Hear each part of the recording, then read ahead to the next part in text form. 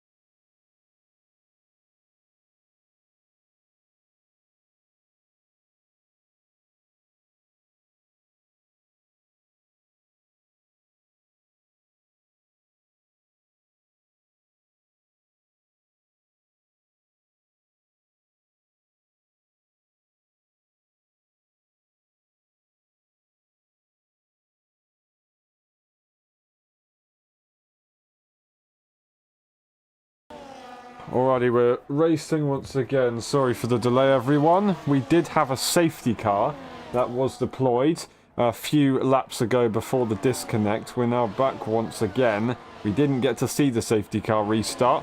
Tom seems to have had another issue, unfortunately. They do have a front wing. They are staying on their hard tyre. We've got Jericho being forced onto the medium tyre for the end of the race, basically.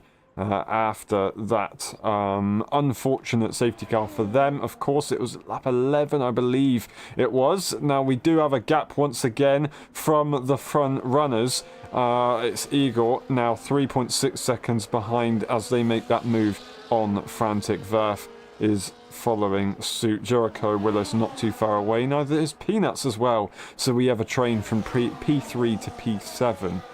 Of course, the top two have managed to find that gap. Unfortunately, we will not know how that came about, but it has come about, and now we're going to see the top two once again be racing for the victory. And would it have been different if we had the safety car not come out? Would we have maybe seen some Maxon be ahead after the pit stops and then break away? Would DRS have been a thing later on? We don't know. It's just the way it goes in racing. Lap 20 out of 27. Not too long to go considering all that we've been through so far this evening. Frantic holding on nicely to the back of the Aston Martin, but it's Sir Maxon who is trying to put the pressure on their rival. No time penalties except from with Tom Rob. It's Charlie, though, who has got to try and stay ahead and keep it calm. Can they get the pole to victory conversion? That is their goal. 4 points over their rival would be exactly what they need. 29 points behind Sir Maxon at the moment in the championship. Those 4 points are very valuable. They're hoping for more before the restart we had much earlier on, but unfortunately it didn't quite go their way due to 50% of the lobby disconnecting. Now everyone is back in and good to go after Steam has given us a pretty hard time so far. No overtakes have occurred on the last lap. No switching up will occur, neither with the cars behind, but I should say Frantic has got ahead of Eager Pro and now leads the way. Verf sits right behind as well. Peanuts, unfortunately, making a mistake, is now not in the train anymore. 4 seconds back from Jericho Willis, who's trying to make the best of this medium tyre. Probably quite aware that they've got to try and take this all the way to the end, though. So they are not in a ideal situation, and their position is very complex at the moment. They should be able to get to the end absolutely fine. It just does mean that they're going to be very twitchy towards the end and not have the easiest of times.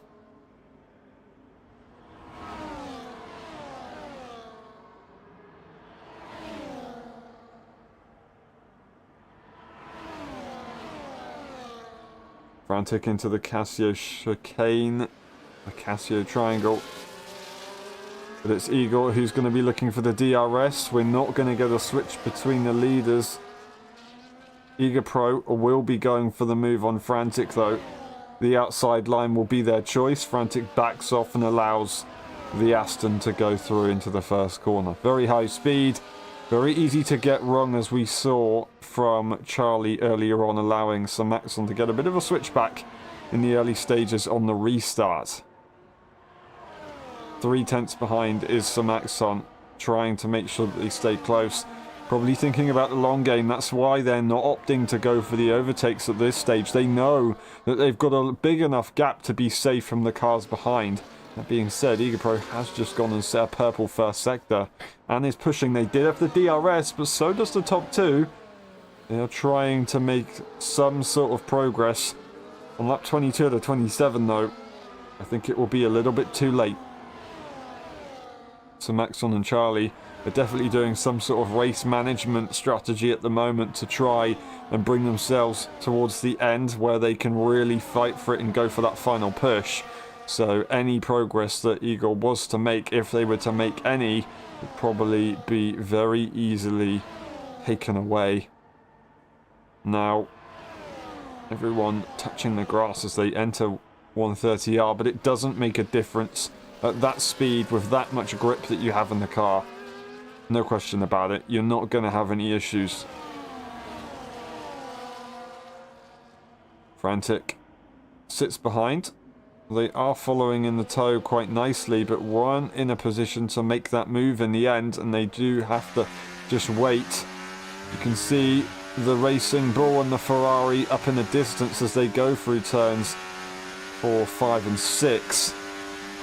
But then they do disappear as you go Dunlop. You can't find them.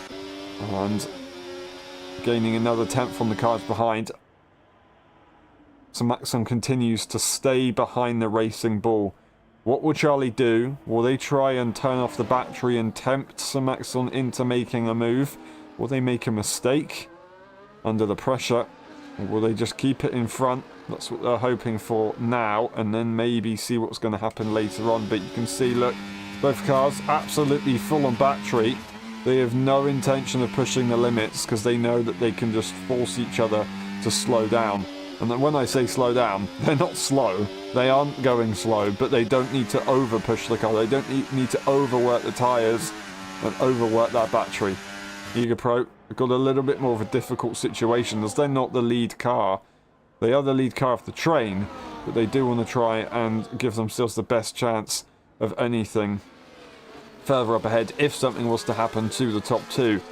Now, Frantic is really putting that pressure on, and not only does Eagle have one car behind him, but he's got 2 and 3 cars behind him. That's what Charlie doesn't have to worry about. Frantic goes for the move. Verf not in a position to go for the overtake. Jericho Willis a little bit further behind and probably not going to have an easy time towards the end of the Grand Prix. You're going to have to focus on maybe taking some pickings away from the later laps if something was to happen. But with the tyre situation that they have, it's just very, very, very difficult for them to do anything at the moment. 3/10 still holding on nicely. Those tyres will start to drop off pretty hard pretty soon. We will watch on looking behind. They don't have any visible issues at the moment. You can see the matte finish on the Sauber. We go with Eager Pro on exactly the same tyres, 1 lap older tyres. We go on with Jericho though and see they are very, very matte. And a little bit more compared to the hards. Not really a visible difference, but you can tell it's a little bit more warm. We've got Eager Pro just darting to the inside to make sure Frantic knows he's there. Maintaining that pressure, trying to force the Alpine into a mistake as we get to these closing stages. That's what you've got to do. You've got to focus on the mind games when you're in a train. You've got to try and do everything you can. Use all the tools that you have. Frantic is staying ahead. Eager Pro still going to go for the move though. Doesn't want to allow Frantic to stay ahead for more than 1 lap. It's an interesting one, but it's a tactic that you can use. You make sure that you control the pace by getting ahead in every opportunity that you can do before you get to the final few laps. Now, Eagle has opted to do this in many Grand Prix. It's not really gone their way. It's not been in their favour by staying ahead. That being said, at Suzuka, it may be a bit more of an advantage. We only get 1 DRS zone. Of course, I remember back in the 2021 game, we saw Eagle lose out to the victory up the line in Baku. It's a very long straight, however, and we saw, of course, Brazil as well. Once again, a very long way to the line, and there are multiple DRS zones around that circuit. Whereas here, Suzuka, you've got 1 main straight, you've got a back straight, which is incredibly long, but if you've saved your battery well enough, then it may not matter. Now, Frantic, would they go for the move on the back straight and hope that the ERS is going to be enough? Would they go for the move into the first corner? There are 2 opportunities, and if Eagle plays it right, if they try and just let Frantic go ahead, then they'll have enough battery to make the move down the back straight. We're going to also see the games be played by Charlie and Sir Maxon. Frantic doesn't go for the move for now, but they might have a go into the first corner. They do go to the inside just for a moment, backs off immediately. Is Eager Pro going for a fastest lap, really pushing the car nicely, despite losing the top 2 from the previous laps. They are still pushing that car and getting that extra point for now Peanuts is going to try and take that one away, though, and give it to Ferrari. They will score that point as they are within the top 10. 10-second time penalty for speeding the pit lane from Tom Robb. They're going to be looking to go for that soft tyre as well and go for that fastest lap attempt. We are with the race leaders.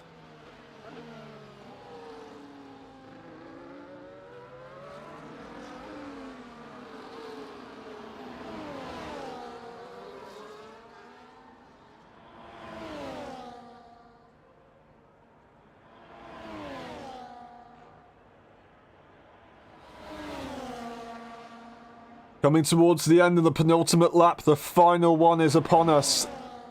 Sir Maxon's been waiting behind Charlie all this time for this opportunity into the first corner. Saved all the battery.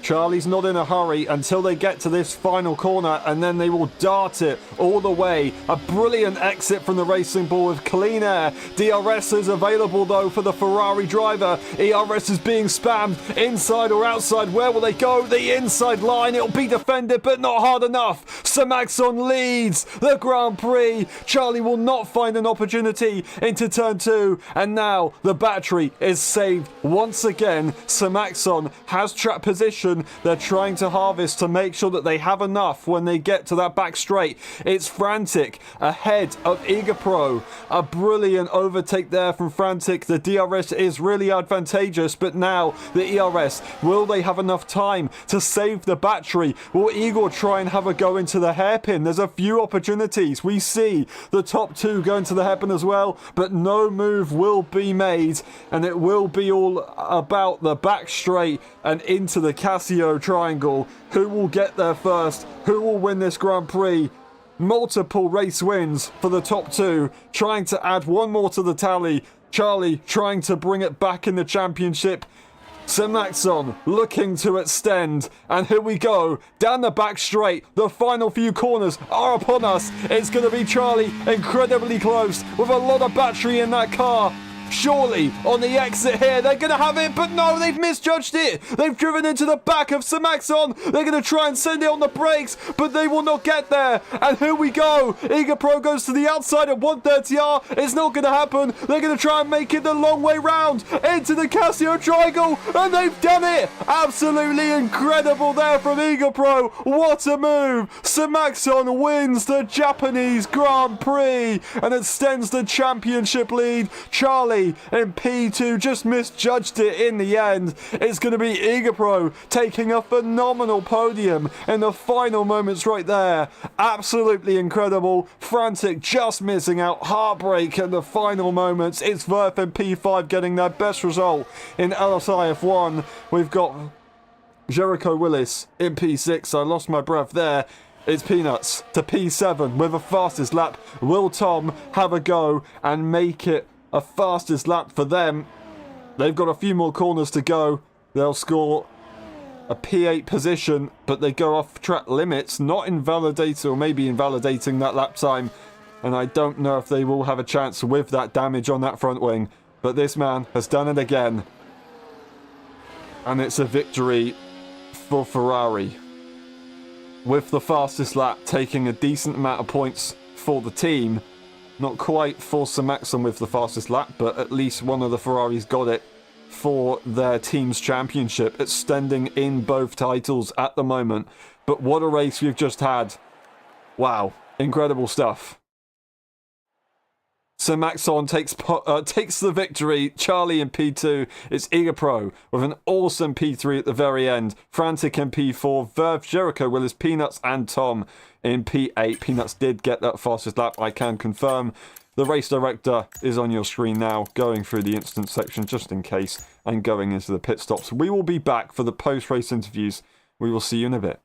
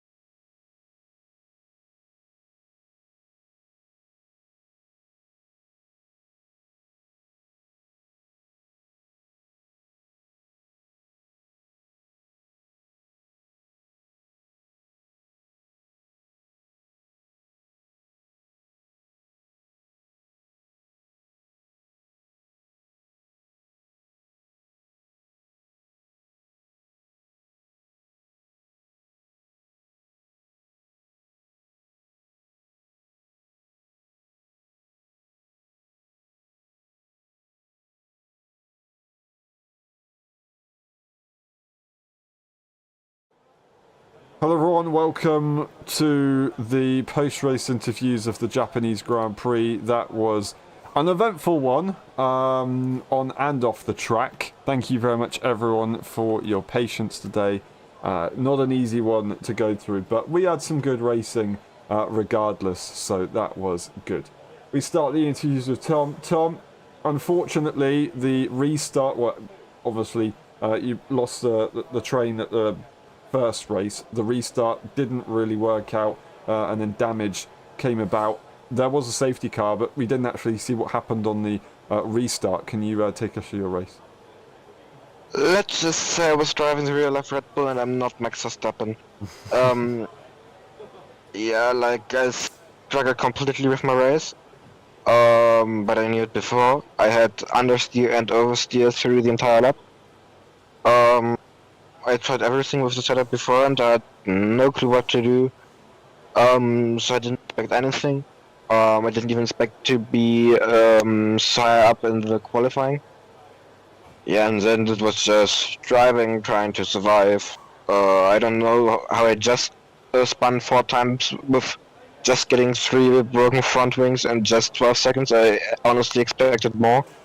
And I also expected less points than what I've got now in the end, so everything is fine. I have no idea what happens in Japan for myself.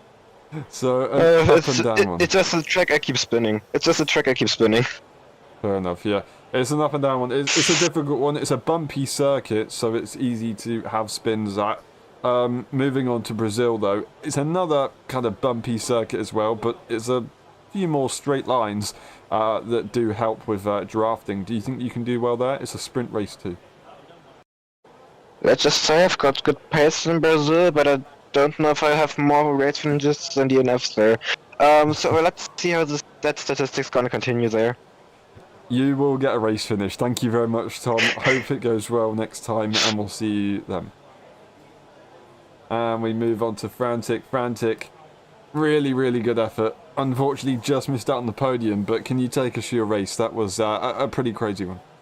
Yeah, well, that was just fantastic. Happy that we got going again, like after all the technical difficulties. Very unfortunate, but I mean, yeah, we got going.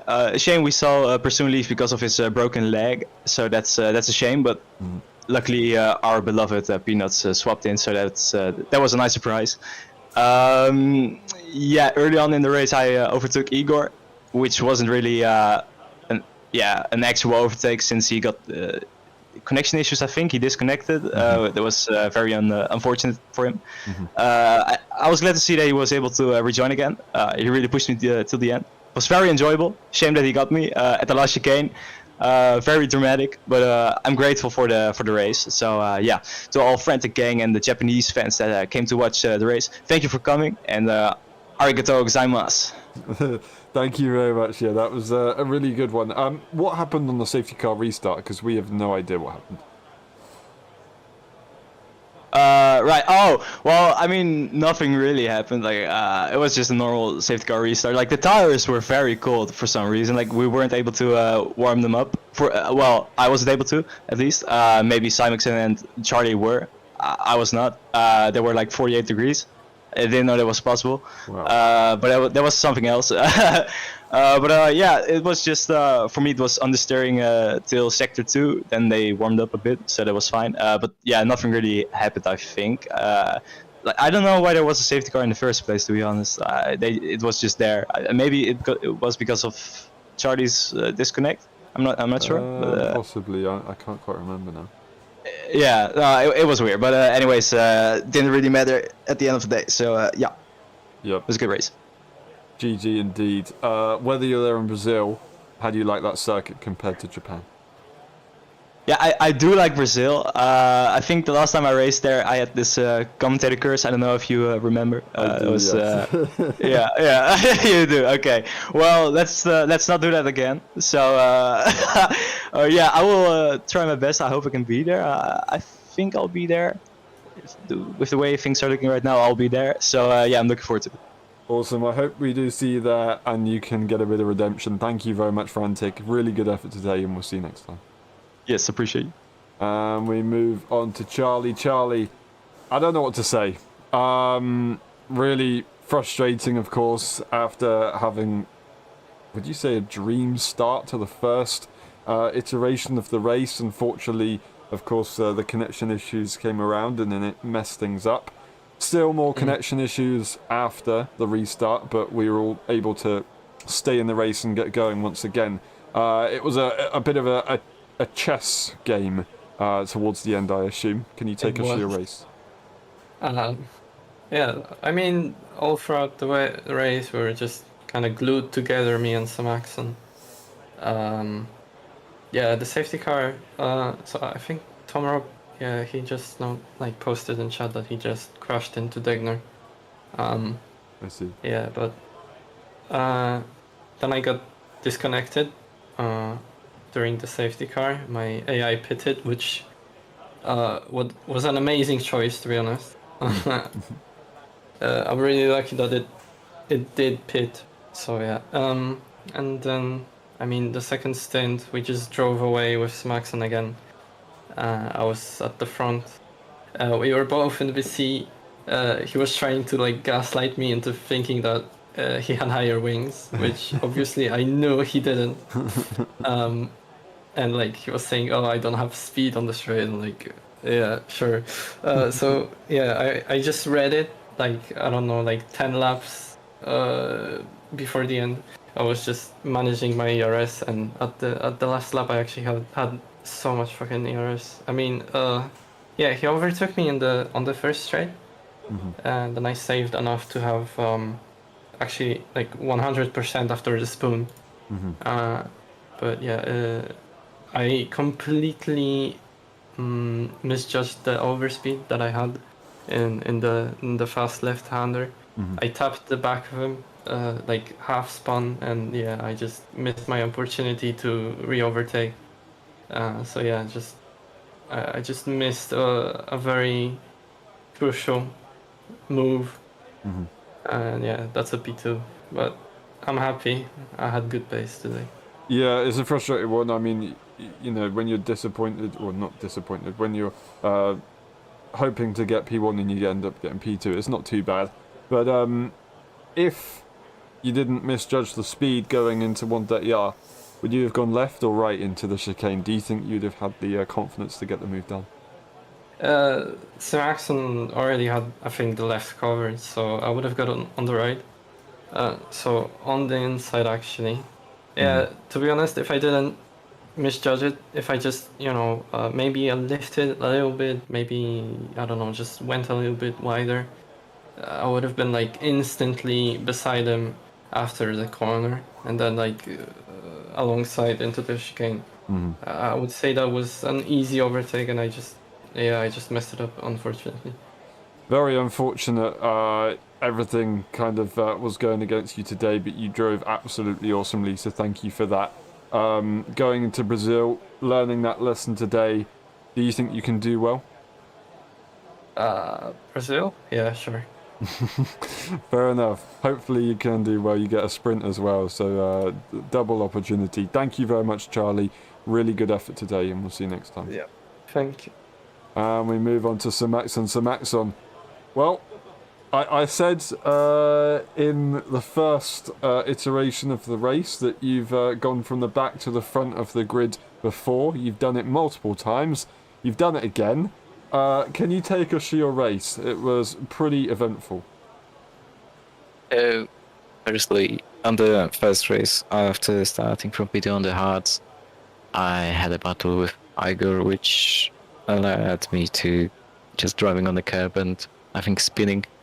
I didn't save the replay, so we'll have to check on stream. And then it was just driving on the mediums.